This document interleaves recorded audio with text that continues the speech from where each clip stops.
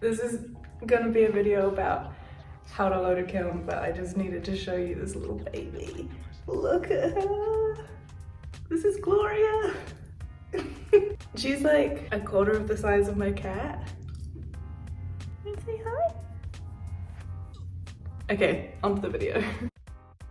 Hi and welcome to today's video. I'm Lily from Mae Ceramics. I'm a ceramicist in London. I make functional ware, I make stuff that goes in a kiln. So today's video is all about that, how to load a glaze kiln. We're going to talk a little bit about kilns, we're going to talk about glazeware, we're going to talk about firing, and we're going to load the kiln. Those are the 4 items. First of all, I am using a Northern Kilns kiln. There's a cat at the window. Hi, baby. Hi.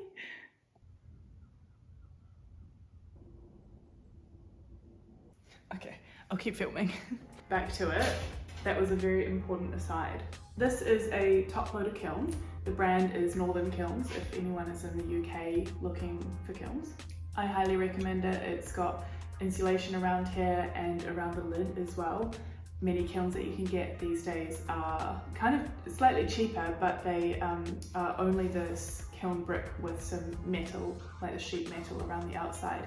And it means that you lose loads of the heat of the firing at like top temperature because there's no insulation, and it ends up costing more in the long run. So I really recommend a Northern Kilns kiln if you are in the market. So let's have a look inside the kiln now, and then I can show you how to get stacking. Okay, so this is the inside of a kiln. Right at the bottom we have a kiln shelf, and it is sitting on top of a little prop like this. I use 3 props. It makes for a more balanced shelf situation, and you put them evenly around the kiln. And then when you put a shelf on top, then you continue the prop stack. These are elements, so this is obviously an electric kiln. You should never touch them with any of your pieces, and if you have anything in your kiln that explodes or whatever, then you can find that you get little shards of ceramic in here. You need to remove any shards of ceramic that get into these element kind of wells before you fire again, otherwise they can melt and damage the elements. You can see here this is a bit of glazed stuff that has embedded itself into the kiln brick. Something must have spat here, and so it's landed there. If it had landed on an element or inside this well, I would have tried to sort of dig it out. This is a thermocouple or thermocouple or probe. There's a few different names for it. I call it a thermocouple. I think that's right. Anyway, this is what reads the temperature. It is important that when you stack the kiln, you kind of leave a little bit of gap around it so that it can read the temperature of the kiln itself, rather than if something's really close and it's kind of going to be reading the temperature of that. Also be very careful not to like smack it or break it, because it's very sensitive. Some kilns, it's not in this like casing, it's just kind of out, and you need to replace them every now and again. Northern Kilns ones, I don't think you do unless you have a proper problem with it. In the back there is kind of the engine room of the kiln. On my other one here, it's in here. We don't need to look at that really at the moment, it's not that interesting. On the top of your kiln, you may find that you have some cracks in the lid. That's no problem, it's just because the kiln gets hot when it's firing and the bricks expand a little bit and then they come back in, so you will often find cracks like that. You also have this here. This is a hole where your bung will go. This is a bung, and I will show you that later. I have a little bit more glazing that I need to finish, so I will get that done now, and then I will get started on the packing of the kiln.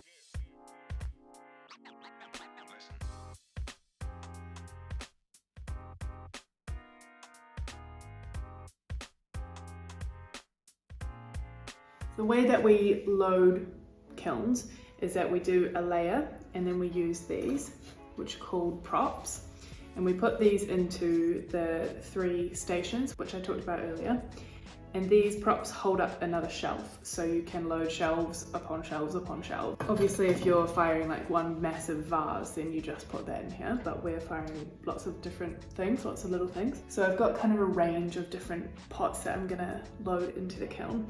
And I'm going to have everything approximately this height so that we don't have any wasted vertical space. For a glaze firing, none of the pieces can touch because this pot is covered in glaze and it will melt, and as soon as it melts it becomes like a liquid, and if it's touching anything else where the glaze is touching, it's gonna stick to it.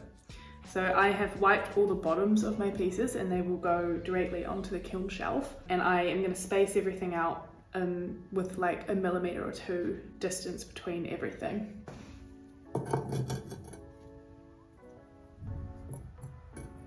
If you need help working out exactly what height you need your things to be, you can take one of the props out and just kind of carry that around and like compare it to your different items just to make sure that it's going to fit. So obviously this is too tall, these guys are okay. So you can see here I am pointing this handle in towards the kiln prop, but I am not touching the walls and I'm not touching the prop and I'm not touching any of the other pots either. Then you can follow that around so that this handles are always going on the outside or always going on the inside, but it makes use of the space in the most efficient way possible. When I'm loading the kiln, I kind of view it as like a bit of a puzzle, loading each piece into the kiln, and I'm sort of thinking like, yeah, that works there, that's going to be the most space there. And sometimes I'll like do a whole layer and then I'll be like, you know what, that cup is in the wrong place, it's taking up too much space there, so I'll take it out and rejig it, and maybe I'll get another 2 pieces in. I really like it. I like problem solving. I like mind games like this. So loading a kiln is genuinely fun to me. Okay, so I've got a few things in here that are green, and this green glaze is really beautiful, but it does kind of, it discolors some of the other glazes. So I'm just going to be careful where I place these, and that is worth considering if you have some with high like red iron oxide, for example, or this has got some chrome oxide in it, and those colors just like react with other colors. It is what it is. It's kind of interesting. I don't mind it when it happens, but do just be aware of it when you are loading your kiln.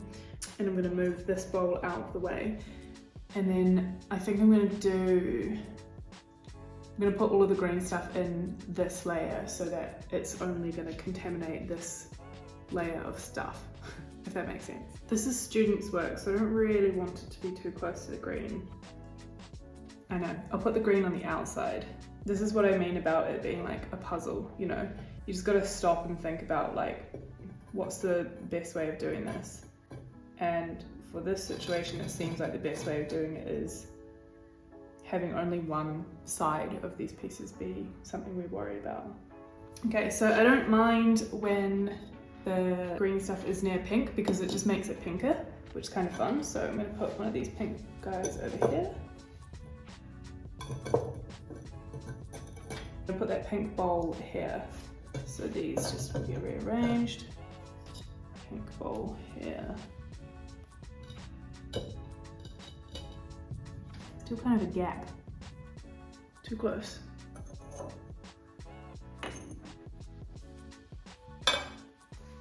Okay, this is this layer.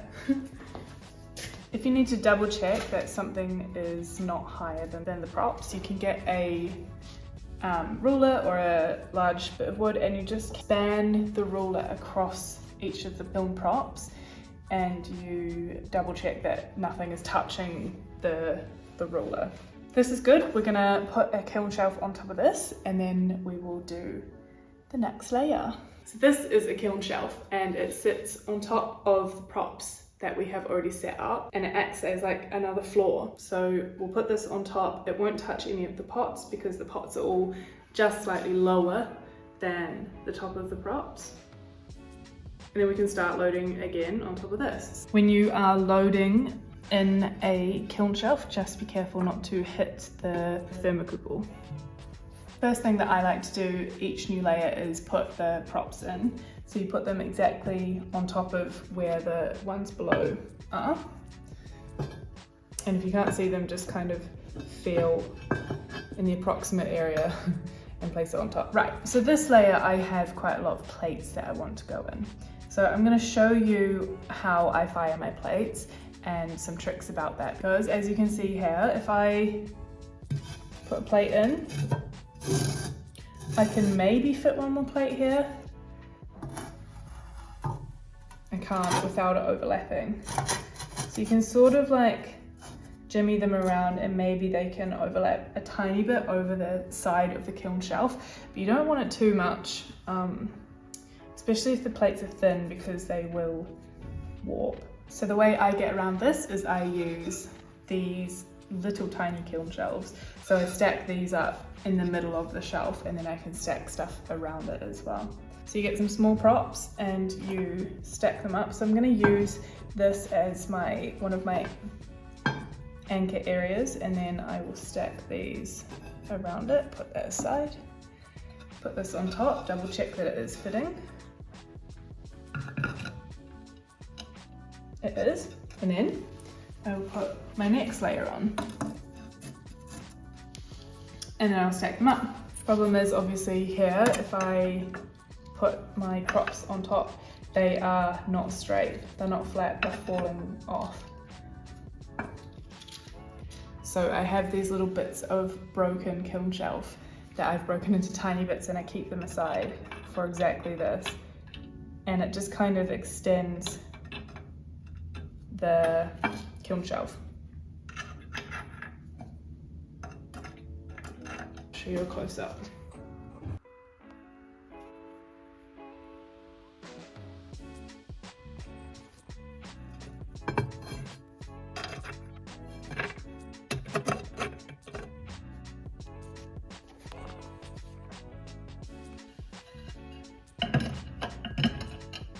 And then another one can go on top of that. And then I will just adjust this kiln shelf height to match whatever height we get here.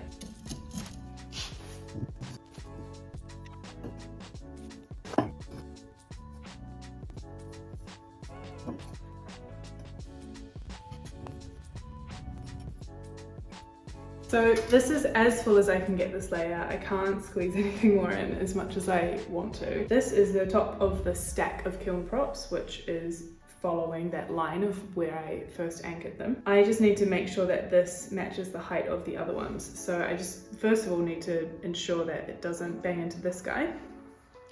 So is that the same height? Not quite, this is too high. So I'm gonna try this one. Looks good.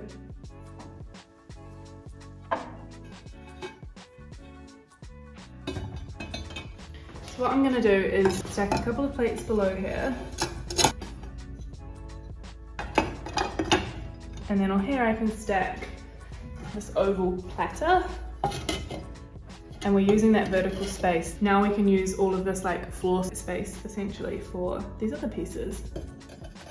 This is terracotta and I'm sure it's going to melt in here, so that's why it's in this little bowl. I quite like to put like a little test piece in each glaze firing. Okay, we're missing space. Can we move that there? Get this last cup in, hopefully. Come on, baby. Yes. We can. Amazing. Okay, we've done it. Let me show you the inside of the kiln from here. So it looks as though we're pretty full up. You know, we've got like an inch of vertical space that we haven't managed to fill, but that is just fine. Because we've filled up the entire like belly of the beast. So that's great. Let's turn the kiln on. We'll see what it looks like when it comes out. So we'll close the kiln up and turn it on. Now that the kiln is loaded and we've closed the lid, I have just checked around the kiln to make sure that there's nothing flammable underneath it or on top of it. It's really important if there's like a little bit of paper or something that's kind of fallen underneath the kiln that can catch fire, because this guy gets pretty hot. So I always do a good visual check of everything around the kiln. Let's have a look at our program. Currently the kiln is 22 degrees, 23. We're going to do program 2, which is 130 degrees an hour until it reaches 1050 degrees Celsius. There's going to be no soak there, so that's 0, 0. Then it's going to go again up 80 degrees an hour until it reaches 1263 degrees Celsius. So 1263 is my top temp. I have it sit there for 20 minutes because it means that the whole kiln can get to the same temperature. It gives a chance for kind of the middle of the kiln to reach temp as well as the outside. So 20 minutes works for me, and then that's it. I am going to put this on a delay because it is currently 5:15 p.m. and I'm going to go home. I need to put the bung in at around 600 degrees, so I'm obviously not going to be here when it reaches that temperature, so I will program it so that it is 600 degrees in the morning. It'll take 2 days to heat up and cool back down, so I will see you for the unloading. The kiln is 1108 degrees, and this is what it looks like on the inside. She hot.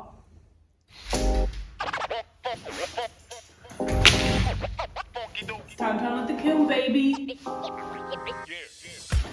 Like, this shot has shown me just how dusty the top of this kiln is. I'm just gonna really quickly clean it, and then we'll open it. It'll be like a little treat. Oh my god. You're a dirty girl.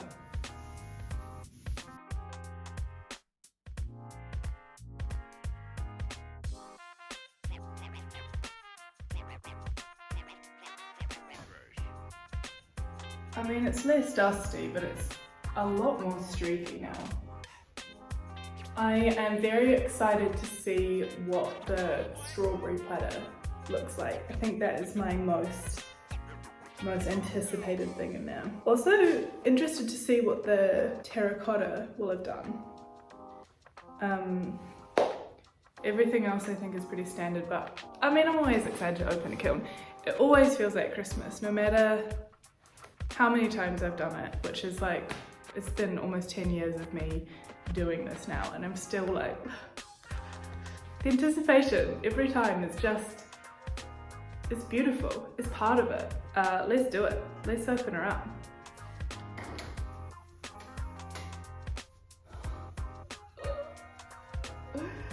Hi. Okay. This is interesting. I don't like it.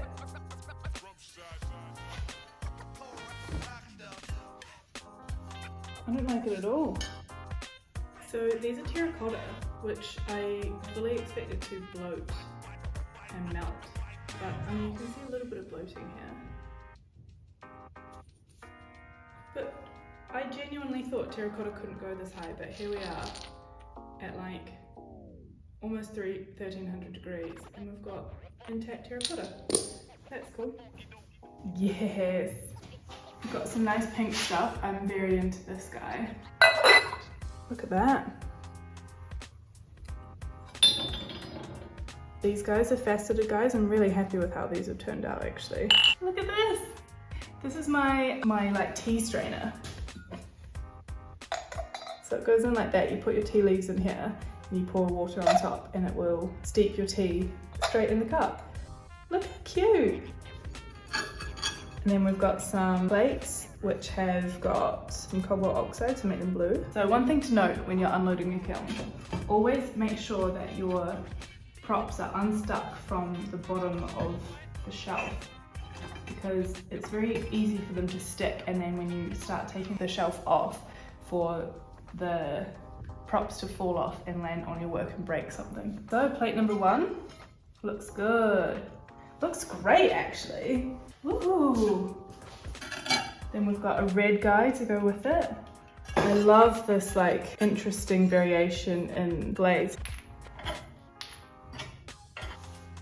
Another. I thought this one was gonna crack. It's really thin, but it looks great. Oh yeah. She's orange. Candlesticks. Oh yeah, boy. They look so good. I can imagine like a real bougie dinner with these all over the table. In fact, I think I'm gonna make some for my wedding. I love them. I've got a teapot, look! Oh yeah.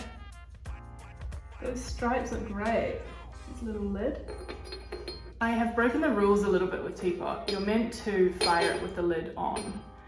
So you're meant to not glaze this area in here. And you're meant to glaze it like this so that it fits perfectly. But I made this from pinch pots rather than throwing. And so it was always like not quite fitting anyway. So I decided not to do that. I didn't want to risk having these two fuse together. So yeah, I don't know, break the rules sometimes, who cares? I love these little blue lines. I think they look great. Another cup, another white cup, and then a slab cup here. Oh yeah, that pink is so pink. Look at the difference.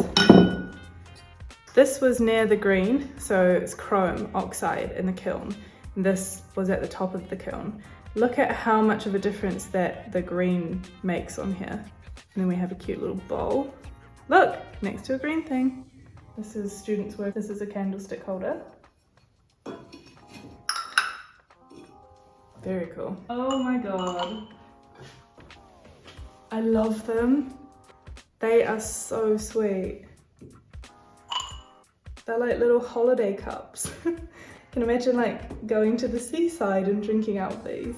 And they're all slightly different. Oh, I love them. Something that I haven't covered are cones. I'm holding a whole lot of cone packs here. And essentially what they are representations of temperature. So they melt at different temperatures.